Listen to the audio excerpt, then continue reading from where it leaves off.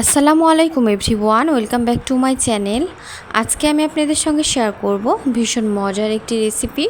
এটা হলো কলিজা ভুনার রেসিপি। যেহেতু কুরবানি ঈদ ছিল, এতে অনেকের কলিজা জমা পড়ে গেছে, কিংবা বাজার থেকেও যদি ইচ্ছা করলে কলিজা কিনে আনেন, তাহলে এভাবে কলিজাটা নিয়ে তারপরে গরম পানি দিয়ে একটু ধুয়ে নেবেন। তাহলে যে এক্সট্রা রক্তগুলো থাকে সেগুলো কিন্তু পরিষ্কার হয়ে যাবে, আর কলিজার যে তিতা ভাবটা সেটা কিন্তু আর লাগবে না।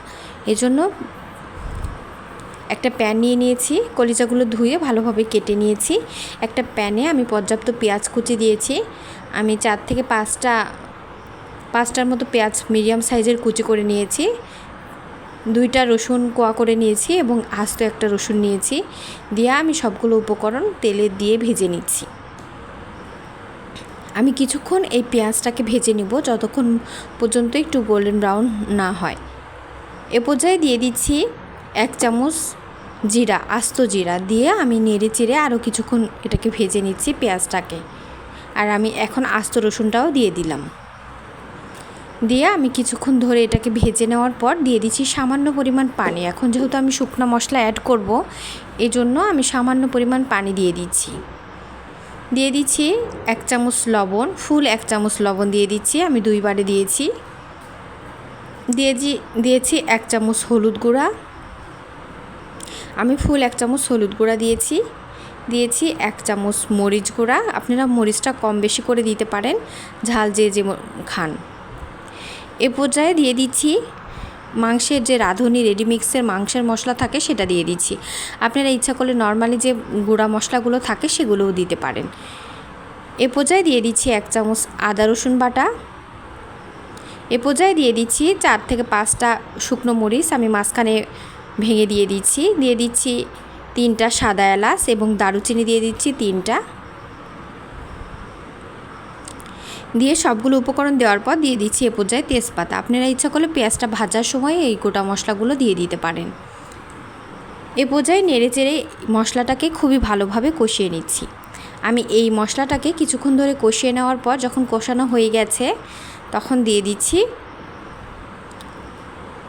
কলিজা যে ধুয়ে কেটে রেখেছিলাম সেটাকে। আমি একটু ছোটো সাইজ করে কলিজাগুলোকে কেটে নিয়েছি, একটু খেয়াল করলে বুঝতে পারবেন।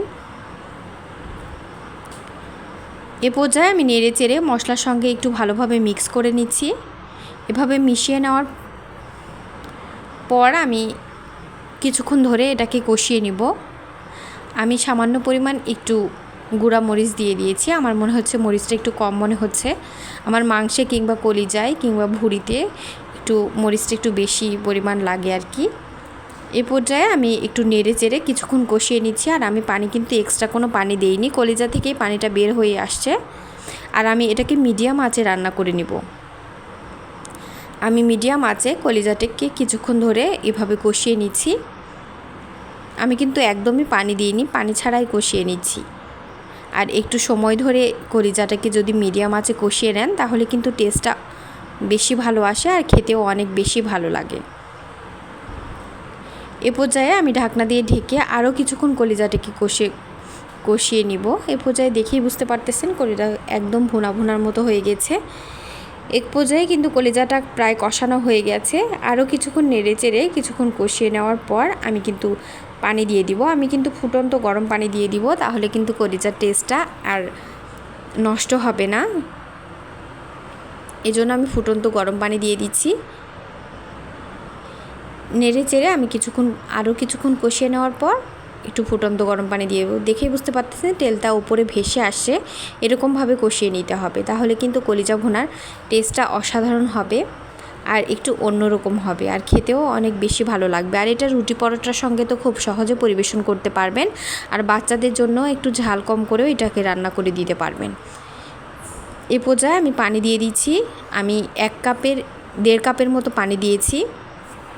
দিয়ে কলিজাটাকে আমি সেদ্ধ করে নিব। আর অবশ্যই মিডিয়াম আঁচে, প্রথমে হাই হিটে দিয়ে দিচ্ছি, তারপরে মিডিয়াম আঁচে আমি কলিজাটাকে একটু রান্না করে নিব। একটু সময় ধরে রান্না করে নিব, তাহলে কিন্তু হালকা একটু নরম হয় কলিজাটা, একদম শক্ত থাকে না, আর খেতেও কিন্তু বেশি ভালো লাগে। পানিটা একদম কমে আসার পর আমি দেখিয়ে দিচ্ছি আমি মিডিয়াম আঁচে কিছুক্ষণ ধরে রান্না করে নিয়েছি। তারপরে দেখেই বুঝতে পারতেছেন। এ পর্যায়ে আমি নেড়ে চেড়ে আরও একটু পানি শুকিয়ে নেব, যতক্ষণ পর্যন্ত তেলটা উপরে একটু ভেসে না ওঠে। আপনি ইচ্ছা করলে একটু হালকা ঝোলও রাখতে পারেন ভুনাতে, তবে আমি এরকমভাবে রান্না করে নিয়েছি। আর আমার কলিজা ভুনার রান্নার রেসিপি ভালো লাগলে অবশ্যই লাইক দিবেন এবং কমেন্ট করে জানাবেন কেমন হয়েছে আমার কলিজা ভুনার এই রেসিপিটি। আর যেমন টেস্টি তেমনি পুষ্টিকর, আর খেতেও কিন্তু অসাধারণ। সবাই খেতে খুবই পছন্দ করবে এভাবে যদি তৈরি করে নেন কলিজা ভুনার রেসিপিটা। এ পর্যায়ে এভাবে নেড়ে চেড়ে আমি কিছুক্ষণ ধরে রান্না করে নিচ্ছি। নিয়ে আমি পরিবেশন করব, একটা সার্ভিং প্লেটে উঠিয়ে নিব। আর এটা কিন্তু চুলার উপর আমি কিছুক্ষণ রেখে দিব এভাবেই, তখন কিন্তু আরও একটু শুকিয়ে যাবে। আর পরিবেশন করে দেখিয়ে দিব কিভাবে আমি এটাকে রেখেছিলাম। আর এটা কিন্তু কোরবানির পর কিংবা অন্য সময়ে আপনারা যে কোনো সময় এভাবে তৈরি করে নিতে পারেন। দেখেই বুঝতে পারতেছেন কতটা লোভনীয় হয়েছে। এ পর্যায়ে নামিয়ে একটা সার্ভিং প্লেটে সার্ভ করে নিচ্ছি। আর আমার রেসিপি ভালো লাগলে অবশ্যই চ্যানেলটি সাবস্ক্রাইব করবেন, পাশে থাকা বেল আইকন ক্লিক করবেন। ধন্যবাদ সবাইকে।